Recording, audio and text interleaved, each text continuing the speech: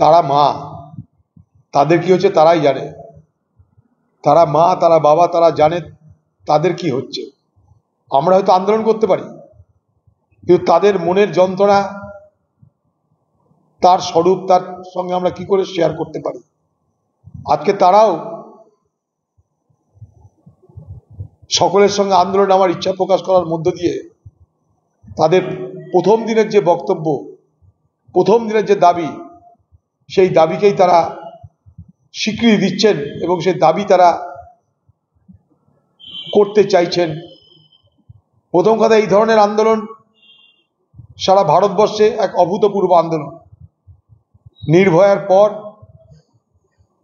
এত বড় আন্দোলন ভারতবর্ষ জুড়ে আর কোথাও হয়নি। বাংলায় এত বড় আন্দোলন আমরা কখনো দেখিনি। নির্ভয়া কাণ্ড বাংলায় এত বড় আন্দোলন আমরা কেউ চাক্ষুষ করিনি।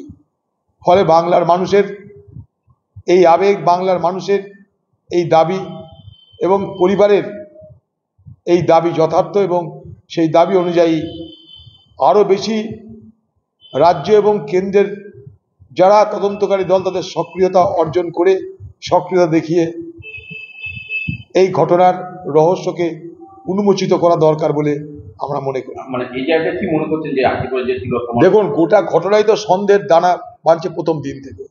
গোটা ঘটনায়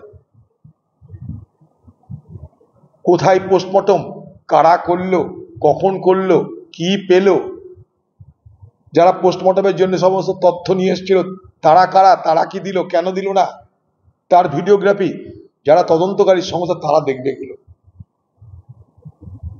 চরম হতাশার মধ্যে আমরা এখন রয়েছি।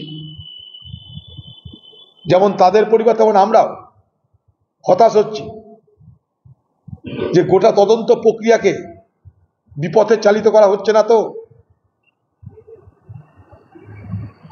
গোটা তদন্ত প্রক্রিয়াটাকে লঘু করে দেওয়ার চেষ্টা হচ্ছে না তো।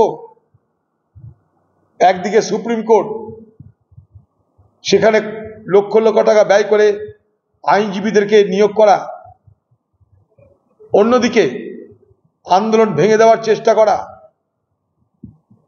আন্দোলন যাতে না করতে পারে তার জন্যে সরকারি ফরমান জারি করা,